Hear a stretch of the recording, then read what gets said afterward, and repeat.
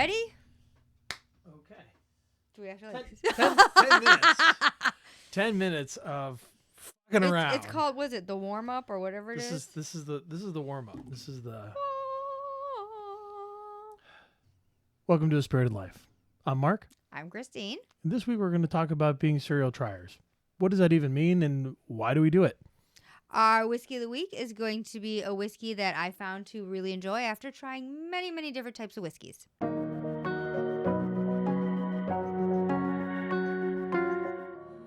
We want to live a spirited life.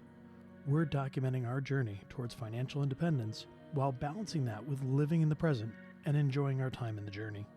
While we want to work towards financial independence, there's no guarantee for what tomorrow will bring. We don't want to wait to enjoy our lives because tomorrow isn't promised.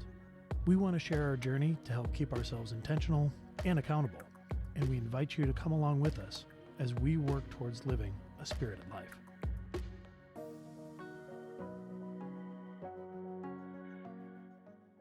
Our whiskey of the week this week comes to us from Old Forester, and it is their 100 proof rye offering. The mash bill of this rye is 65% rye, 20% malted barley, and 50% corn. And we selected this whiskey as a part of our theme for this week from Serial Trying because this was something that was a part of a flight that we did very early on to help explore a little bit and try out some various different whiskeys for you. Do you want to talk about that for a minute? Yeah, it was part of our... Let's see if Christine will drink whiskey, and then let's see what kind of whiskey she would like. So you put together a blind flight. Was it 4 or 5? 4 different whiskeys. 4 different whiskeys. So it's completely blind. And I went through, and then we labeled them 1, 2, 3, 4. And it turns out that I really like the rye spice. Yeah. And since then, you've discovered you have a very deep love of rye. Deep. Give me the heavy, high, heavy rye, please, all day, every day. Yeah. Now, this particular rye is not a really strong, really heavy rye. This is actually closer to barely legal rye and is a good example of a Kentucky rye that probably drinks a little bit closer to a bourbon in most cases, but it does have some of those great spice notes. So let's go ahead and let's get into it. And on the nose, there is that little bit of the spice. And then also one of the things that I noticed that shows up really often with a variety of these barely legal ryes is that brown sugar note that shows up in the nose and sometimes even a little bit on the palate. I was going to say, it smells very sweet. It smells closer to the bourbon, which when you're not used to drinking a variety of either rye, bourbon, scotch, or whatever, it makes it the rye side of it very mild. Mm-hmm. Underneath that sweetness and underneath that brown sugar, there is a little bit of some of the baking spices that you might expect to get. Definitely a little bit of the clove.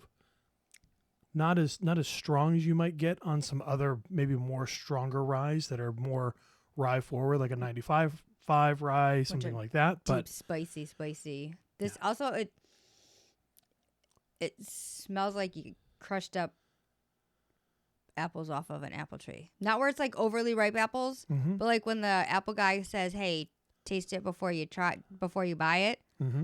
Like it kind of gives me that everyone's bitten to an apple smell.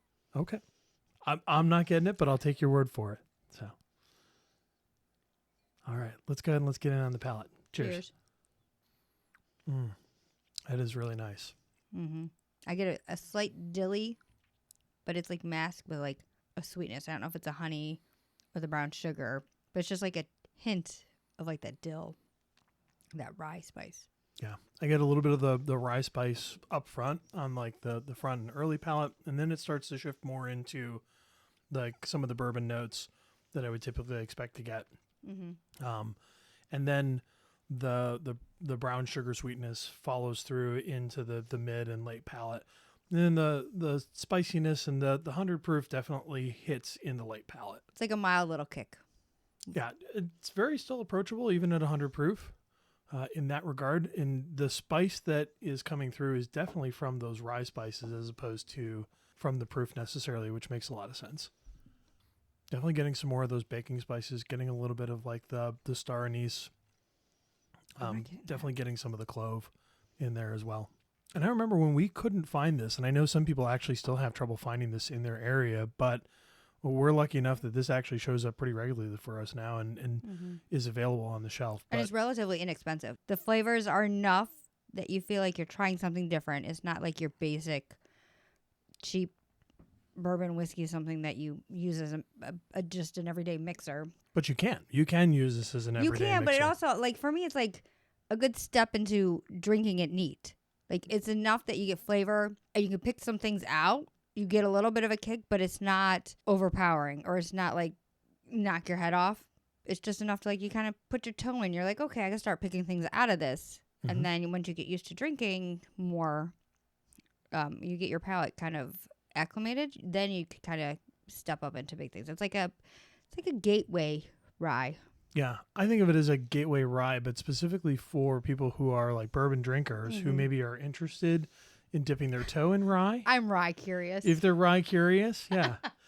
At that point, this might be a good thing for them to try because it is not that heavy vegetal. No, it's rye forward, like where you feel like you're actually eating a piece of rye bread, which I know you love, and some people learn to love that. So.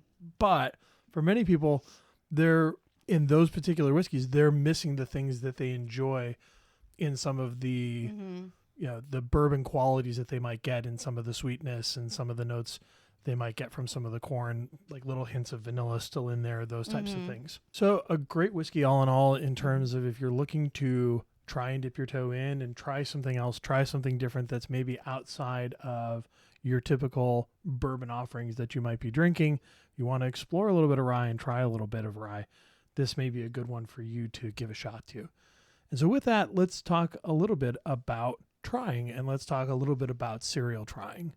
Well, you already told me it's not actually trying like Lucky Charms and Apple Jacks and Fruit Loops. So what is a cereal trier? Yeah, so we don't mean cereal in terms of breakfast cereal, things that you eat for breakfast or those types of things. What we're talking about is something that we are doing consistently as a practice over and over again and trying things out. So it is consistently having an exploration mindset where we're looking to try new and different things. We're looking to experience new and different things.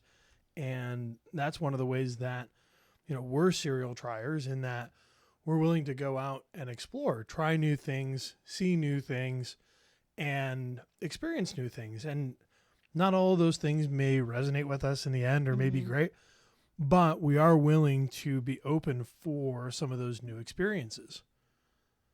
I think it also helps that one of us is a little more open than the other, because I know I like to go do things, but I also like to stay at home in my normal routine. So I kind of need that prodding. Yeah, sometimes you need that little bit of a push, that little bit of let's try this. Hey, let's give it a shot. And so to be fair between the two of us, I'm often the one who is like, hey, we're going to go do this. We're going to try to be wine drinkers. We're going to try to be bourbon drinkers. We're going to go to this meetup. We're going to do that. So I'm like, oh, do I really have to? And then I'm like, oh, actually, that was kind of cool. Glad we did that. Thanks. Yeah. And so naturally, I'm the one who just, for whatever reason in my brain, I'll just up and decide that it's time for us to try something. And I'll get these weird ideas in my head about things that I want to try or see something that looks interesting or seems interesting. And it's like, all right, well, let's go give that a shot. So you talked a little bit about some of the ways how we're cereal triers and what we do. And we've done this over the years in terms of lots of different things that we've tried out. Hey, I want to learn to cook. And I had a bit of a cooking phase and, bought some various different types of cookware and different cookbooks and things like that. And still use a lot of that today and still enjoy cooking. I'm not quite as into it as I was when I was first into wanting to learn about it and wanting to delve into it, but definitely still have that exploratory mindset of, hey, if I'm interested in doing something, I'll figure something out. Like this past weekend, decided to make French toast, And out of homemade bread. Homemade bread, very different, not just a quick like here's some egg, here here's but like a whole process. It wasn't long, but it was just a different than normal French toast making. It was so good though. Yeah, and had to figure that out and try something different because we didn't have milk, but we had coconut milk, which is close enough, but needed to alter the recipe and figure out how to do that. And wanted to go ahead and give that a shot. And it is that mindset of exploration that allows that to happen, where it's like, hey, I think I'm going to give this a shot. Let's see how this works. Let's see how this goes. And that's one of the ways that we were a serial trier with cooking. And then, there was also, hey, let's be wine drinkers, which was, just an interest in, hey, wine seems interesting and it's something that we can enjoy. And there's a whole social aspect to it. There's a whole relaxation aspect to it. There's the cheesing. Then you get the, cheese and crackers plates to it. It wasn't just like, hey, we're going to learn to drink wine because wine's cool, but like everything around it, it just opened up a different avenue of experiences. And for a while we did Disney, and we explored Disney for a few years. And we said, hey, what if we had annual passes to Disney, even though we don't live in Florida? And, we did that for a couple of years, and we actually had annual passes for a couple of years and went down. We really got to know, one, how the parks in Florida worked. We really got to know kind of all of the different systems and how to maximize that type of trip and really enjoy that experience to the way that we enjoyed doing that. Well, then on top of that, we went into why don't we try some Disney races? Yeah. And that was born out of one from you where it's like, hey, I think I want to do some running and I want to try running. And that was one that you spurred on. And that ended up leading us into the worst half marathon ever. Yeah. The Splash and Dash at Disney, where we literally ran in the rain for 3 hours. Yep. But we made it through. We did it, yeah. But you did it. Yeah, we made it through, and we were able to finish, and there was quite a sense of accomplishment there. Yeah, that was. And then it was, let's push that further and see if I could really torture you with the dark side challenge. Yeah. Oh, I mean, at that point, I was in on that one. It was all right. If we're going to do this, we're going to do this. For those of you that aren't aware what the Dark Side Challenge is, that is 2 races back to back. There is a 10K and then there's a half marathon, 2 days, over 2 days. Yeah, so it's a Friday, Saturday. Yeah. So you do the 10K on Friday and then you do the half marathon on Saturday. That is like, 19.3 miles or something like that. Yeah. Cause it's 6.2 and 13.1. Yeah. So yeah, that was a thing that we did. So well, Disney races also are an event and a situation unto itself. It is really part of a broader thing in terms of us trying and traveling and going and seeing new places and checking out new places and wanting to do more travel and see more parts of the world, where we just started knocking things off of the bucket list in terms of things that we wanted to do and started traveling to Florida and to Utah and to California and Colorado and the Pacific Northwest, because we did Seattle and Portland and Vancouver when we did that trip. Yep. And, we even have now gone over to the UK and also to Ireland. Thank you.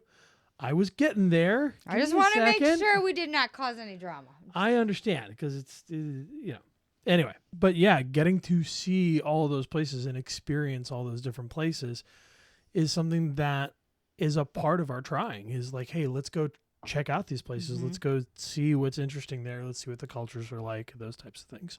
As a part of traveling, it's going out, it's experiencing those places, it's trying those different locales that we haven't seen before. And even while we're there, trying different places to eat that we had heard about, or trying different experiences while we were there. Like I think when we were in Portland, we went up into the Rose Gardens, and that was serendipitous thing, and there was the Oh, that's Japanese right. gardens. And then that I got we the saw. ice cream for free. No, we got the ice cream for free because it was my birthday. Mm-hmm. We just wandered around, and then we wanted ice cream. Then we went up because then it came into also that was going to all the Gorin Brothers hat shops. Yep. And then they found out it was my birthday, so we got extra stamps to get closer To a free hat. To a free hat. Yep. And then even up in Seattle, well, it started because you were there for was there for a conference. Yep. And I was there, but I said, well, if you're going to Seattle, I'm going to Seattle too because my lifelong dream has been to see orcas in the wild, JK and L pods. While you were in your conference, I got some sort of confidence and drove up and got on the ferry by myself and went over to Friday Harbor by myself for like 2 days in a row to try to see the orcas, which we did end up seeing on the third day when we went with our friend John and we went on the boat. But I ventured out on my own instead of just staying in the hotel in this area that I'm not familiar, that it wasn't home. Mm-hmm. Yeah, you were able to get out there and adventure and see what you could see and have your own experiences and something that you wouldn't have done unless you were out giving it a shot and having that motivation to explore. Yeah, unless I went, let's try this. Why not? What could happen? Yeah. Fun could happen. One of the other things that we've been getting into is hiking and camping and doing more hiking and camping. And like that's been something that's been interesting to try out. Again, don't know where the bug came from for that one. It was just... I think it started when we were in Yellowstone. So we've always done like little hikes around or whatever, but camping. So we went to Yellowstone. But I mean tent camping. No, we got all that stuff after Yellowstone. Okay. So we went and we were trying to figure out how to bring part of that adventure, like going around Yellowstone National Park. And because we did that 5-mile loop or whatever, we stayed in the cabin. But we came back home and we're trying to find ways to bring that adventure back to home where everything is kind of like normal, like we take it for granted. And you went, let's try tent camping. Aldi has a tent on sale. And then we just took up that adventure that way. I think that was more the trigger. Aldi has a tent on sale? Was Aldi has a tent on sale. We had a lot of fun adventuring a month ago, but now Aldi has a tent on sale. So let's see what we can do around here. Yeah. That oftentimes is like the simple triggers is like there's little triggers that happen. Aldi's marketing team is so happy for you. Oh, I am a total Aldi stan for anybody who does not know. I am a big fan of Aldi. Aldi, if you're listening, you are welcome to talk to us about some sort of promotional deal. I think it was probably a combination of what you talked about where, yeah, we had gone out, we started doing some of the hiking in Yellowstone and really enjoyed that. And then all of a sudden Aldi has a tent on sale and it's like, well, maybe we could go do some camping. It'd be fun to get out and get away and detach for a little bit because we think we really enjoyed that. We wanted to find a way to do that a little bit more here. And, it becomes a bit of an exploration of let's go give this a shot. The barrier to entry is really low at that point. So let's give this a try. There's a question that you can ask that I'll come back to in a minute, but it's the how might we question. And how might we? Yes, the how might we question, which I think sometimes influences my brain because it opens up possibilities and exploration. You have the how might we question, and I have the what happens if I say yes? What happens if I just go with it? I think just to kind of round out some of the different things that we've been serial triers on, obviously whiskey has been a big one. I could go through. Whiskey has opened up just trying it because I went from, I could drink some Jameson with some ginger ale to you're like, hey, I found this cool thing. Let's try some different whiskeys to, hey, I found this cool thing. We're trying some different whiskeys. Oh my gosh, there's these people on YouTube that talk about whiskey. To all of a sudden like, hey, I am now finding my tribe. And now like, I can't even, there's no words to fully explain the Whiskey Tube community on the level of just the involvement on the videos, the live streams, then the meetups to then when poo-poo happens and just knowing like you have this community behind you just to help you through it. Even if it's just like, hey, I see you. You're going through crap. Like, I'm here for you, beyond like fundraising and everything that they do to support each other. Like whiskey, one, because it's very tasty. And two, the community that has opened up that I like. And this is the first community too that we've been in that I have gotten my own place into it. Not just, oh, hey, that's Mark's wife. It's crazy to think about all the experiences we've had when I go back to and I think about just whatever the trigger was where I said, hey, I think we should try being whiskey drinkers. And I think we should give that a shot. And the timing was for like a lot of people, like right around the beginning of the pandemic. Mm-hmm. Everyone needed that social connection outlook, like some way to still maintain connections when you have to be locked up in your house. Yeah. And so that was something for us to try. And it certainly wasn't the first time we were drinking whiskey, but it was the first time we decided to try specifically drinking whiskey. I had drank Maker's Mark before, and Manhattans and Old Fashions and mixed drinks. And to your point, we had, gone to Jameson, and we used to drink like Jameson and ginger ale and things like that. But this was specifically just, hey, we're going to try just enjoying whiskey and bourbon specifically, and thinking back to that choice and all of the things that have happened since then, the various different meetups that we've gone to, the various different, even just getting together locally with friends and spending time together and having conversations and having a few drinks, and thinking about how that's even evolved where, we had, during the COVID times, it was, hey, we had a center table and all the whiskeys there and everyone was 6 feet apart. You're all outside. Yep. All outside, separated. How that's now continued, as we, things have evolved with the pandemic, and, we're back inside now and able to spend time together. But going to the various different meetups like Pours in the Park and Bourbon on the Banks, and now we're going to be going to the Winter Whiskey Warm-Up. Yep. And all of the friends that we've made along the way. Oh, yeah. That there's an literally, I joke with people when they're like, oh, whiskey, blah, blah, blah. I don't like whiskey. I'm like, oh, my God, you have to. There's so much out there. You got to try. Like, there's something for, you just got to keep trying. There's something out there for everyone. And that's kind of like the community, too. Like, there's so many different avenues. You just got to find your place. Like, because now, like, there's women that I whiskey women that we hang out, and we're tough women. We don't take men's crap. We like outdoors, but also could be girly. We could also pour back a drink and totally be fine. A lot of serial trying does line up for asking questions. And the question that I've always been asking, and maybe not really understood, that underlies some of this is how might we? So how might we start to travel more, and how might we start to explore more of the world? How might we start to give ourselves more opportunities for more experiences? How might we set ourselves up to have more freedom for choices?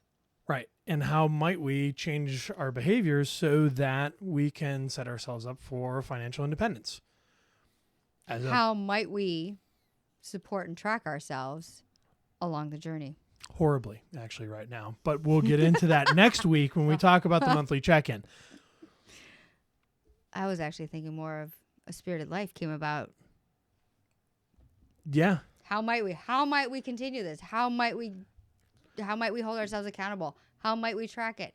How might we reach out and see if other people are along the same, journey or thought plan? How might we build a community or find a community? Yeah, or help other like-minded people. I'm going to write this down. How might we? How might we? It's a really powerful question. And the reason why you ask the question that way is because it opens up possibility.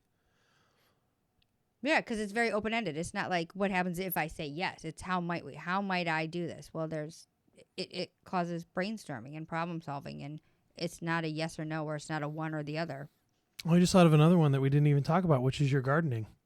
Oh, yeah. I'm on like year 3 and I haven't quit. Yeah. I'm a serial quitter as well, people. Yeah. Serial trier, serial quitter. And we'll talk about that in a moment in terms of, serial quitting as well. But your gardening is another example of something that you have delved into, Mm-hmm. something that you were interested in and wanted to do. And now you've been planting all sorts of plants around the yard and things like that. Well, that goes back to your how might we, because I didn't even, now that I'm thinking about it, at the time it's not what kicked it off, but I love being outside. I love exploring Utah, North Utah, South Utah, all these other, Colorado, Pacific Northwest. I'm like, how can I make this paradise, or how can I make this outdoor space that I love at home so I don't have to constantly try to find ways to go out to get it, where I could build it here. So how might we bring that adventure and that outdoor life to our home? Yeah. And that has birthed all the gardening that you've done. That's also My telescope. your telescope is another one that how might I explore the world and the stars? I love the stars space. and yeah. So now I have an 8-inch Dobsonian telescope and astro binoculars. How might I find ways to explore the things that just bring me excitement and I'm so curious about? The other thing in changing around the backyard space has been getting into the birding and enjoying your birding. That's been a part of how you've been expanding your space and thinking about the how might we. How might I enjoy my space more, and how might we and that started the garage and the patio. We needed a new garage because the other garage was going. But it's like, well, how might we make this better? Yeah. How might we bring something that brings us joy into our yard? And so that's some of the examples of some of the benefits that we get from adopting the serial trier mindset, from adopting this positive how might we mindset. And you talked a little bit about it, so I want to loop back on it, is about quitting. Yep. And that's okay, especially when you're a serial trier, because you're going to try some things that you simply are not going to like, that just aren't going to resonate with you. And that's okay. Well, plus you can't do it all. There's only so many hours in a day. Absolutely. You have to prioritize, and you have to determine what you want to spend your time on and what you enjoy and what you get value out of spending that time on.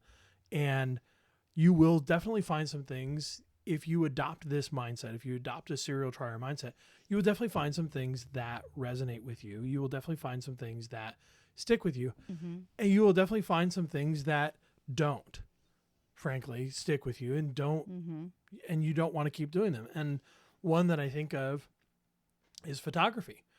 And initially, you were trying out photography. I was all about it.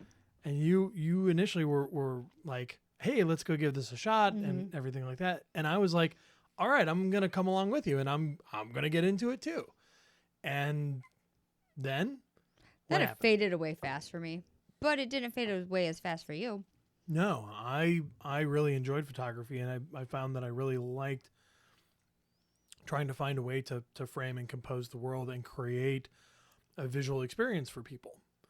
And so that definitely changed in terms of, it was something that you initially tried out, that then I came along and it resonated more with me. And it's something that you decided, hey, this isn't something that I'm going to spend time on. And that's okay. Right. And I want to make sure that people understand that, like, when you find those things, it's okay to try something and It's just not you. Yeah, it's just not you, and you don't want to keep doing it. That's all right. Or it just could be just not you at the time. That is also true. It could be something that maybe is just not you right now, and you can go back and you can always try it later. Sometimes it's okay to try it and try it again, try it a couple times and see if it resonates with you. But if you're finding that it's not, filling your spirit and it's not bringing you joy, it's okay to let it go. It's okay to let it go. You can Marie Kondo that, right? Thank it very much and go, off you go. I was thinking, let it go. Let it go. I don't know the next line. I'm gonna make some shit up, 'cause I know how the harmony goes. Not gonna hit the note. Oh, look, I did it anyway. So we've touched on this a little bit, and I want to make sure that we highlight it and we talk explicitly about this, is that there are some benefits from adopting this mindset. There are some benefits for adopting the serial trier mindset. And so I just wanted to talk a little bit about those things because we've hinted at them a little bit, but it's better to just be really clear and really explicit about those. No bullet points here. Just kind of talking through it. So I think one of the biggest things is that you get out and explore and get new experiences, and it keeps things lively and fresh. It does. I think sometimes you don't know what you want to do or where you want to go or where you don't want to go until you try. Or you don't know what's out there or how you're going to go. Like, again, I'll come back to this whiskey tube community, but I had no idea any sort of community, friends, family situation was out there like this until we tried it, put our foot in, put a little more in, and then we were just down that rabbit hole, and just the community and literally friends that I have developed through this. And I would never have guessed that there was a situation where that was possible. Yeah. And so that growth and those experiences are something that would not have happened. And I think if we're really trying to live a spirited life, where we're trying to live a life that is, full of happiness and gratitude and lots of these experiences, part of being a serial trier is all of those things. Living that intentional, purposeful life instead of just letting life happen to you, literally living life. I think about it now, like that hiking. I went hiking. Normally, I'm not the most social person, especially if I'm by myself and I don't know anybody. And when the guy's like, "Hey, young lady, do you want to fish?" Normally, I could have been like, no, I'm good. I'm just going to go close my door and drive away with my dog. I went, I'll try. Why not? And then I'm like, that led to a whole bunch of different experiences that I would not have had if I didn't say, I'll try it. Yeah. First time receiving a fish. First time gutting a fish. First time filleting a fish. Literally to say we had a fish that was less than 12 hours old. Yeah. Fresh caught fish. Think about some of the other experiences as a result of this in terms of helping us to get rest and get rejuvenation and liven our spirits. And I think about it's also helping me look at the familiar in a different way. Having that how might we or that serial trier attitude, I kind of now like, okay, how do I find this excitement and this adventure in this area that I've lived my whole entire life? How do I find some sort of fun? Like where it's got to be somewhere out there. So how do I find it? Which has me looking at different things to do that I don't think I would have normally looked at doing. Content soon to come, hopefully. But just areas where I would just like not do it because, well, I've always lived here. I've always, it's always there. Like blah, blah, blah, blah. But now I'm like, how can I find that fun while I'm at home? How can I find that adventure while I'm at home? One of the other things when you ask that question, when you start to think of the how might we and the serial trying, is that there are certainly some things that can be a barrier to entry, right? Like in terms of, hey, if I want to go visit the UK and Ireland, you have to ask the question, okay, how might we be able to do that? And the answer for some folks might be maybe not today, but I can set that as a goal. And that's something that I can work towards and that I can save towards. And I can say that this is a priority and it's important enough to me from that trying experience. And then the other question is, then in the meantime, how might we be able to explore our world and find new and interesting and different things, even if it's not traveling all the way to the UK and Ireland from the United States? Maybe it's just, can I start to find ways of exploring my local area? And can I start to enjoy and find new experiences in my local area? And then that starts to blossom out into some of the experiences that you might not have been able to have otherwise. Something about financial freedom and like wanting to do these fun things, and how do you do it close to home, and then how do you get these experiences, and that involves being mindful with finances and prioritizing and all that other stuff. I don't know where I'm going with that, but you got it. One of the other things that this ties into is from a financial independence perspective, is making sure that we do prioritize our saving and investing so that we can continue to do this. So that we can continue to be serial triers throughout our entire lives. And having that freedom, having that financial independence helps us to be able to ask that question, how might we? And opens up opportunities. And so by making sure that we're saving and investing for the future, making sure that we're doing the right things today to set us up for tomorrow, we are setting ourselves up to be able to be serial triers so that we are going to give ourselves the opportunity to have those experiences in the future. Thank you for taking my mumbo jumbo Is and that making it understandable. Is that what you wanted to communicate? Yes, thank you. Cool.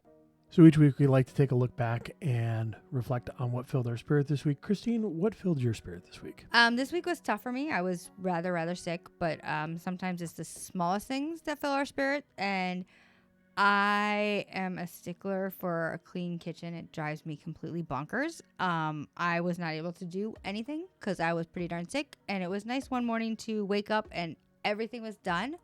And it was nice and clean. And it just made me happy. Thank you. You're welcome. So what filled your spirit up this week? Yeah, so talked about this a little bit earlier in we were talking about the cooking segment, and this past week I actually made French toast, and it was nice to try a little bit different recipe, try something different, and still get some of that wonderful deliciousness. And can I just say, for anybody who's listening, I highly recommend learning how to bake your own bread. And then also using that bread for making your own French toast, because you can control how thick the slices are. And so you can get some really nice thick slices. It was really good. Of French toast. And that allows it to sop up more of the batter that you make, and then allows it to have some of that nice rich goodness that's just baked right in. It was, I would 10 out of 10 recommend. So, yeah. So that really filled my spirit this week. It was nice to be able to give that a shot and learn something new and try out a different recipe and see how it worked out. And there were some delicious results. Alrighty. So that wraps up this week's episode. We briefly touched on it earlier, but next week's episode is going to be the monthly check-in, where we're going to be taking a look at all the things that we should have been doing to track our goals and make sure that we're staying on track for the things that we want to accomplish. And spoiler alert, this is not going to go well in terms of what we've actually been tracking, but that's okay. We will keep trying. And we will keep on improving. And in the meantime, we hope that you live a spirited life. The topics and information on A Spirited Life should not be taken as financial advice and should be considered for entertainment purposes only.